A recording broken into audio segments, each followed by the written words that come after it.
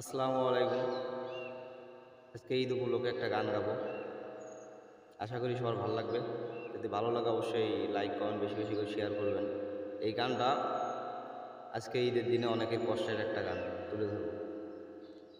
মাগো অভাবের কারণে ছিঁড়া কাপড় পরে সোমা খুশির ঈদের দিনে সবাই খুশি, চোখের জলে আমরা ভাসি। এতিম করে গেছেন বাবা, কে দিবে গো কিনে?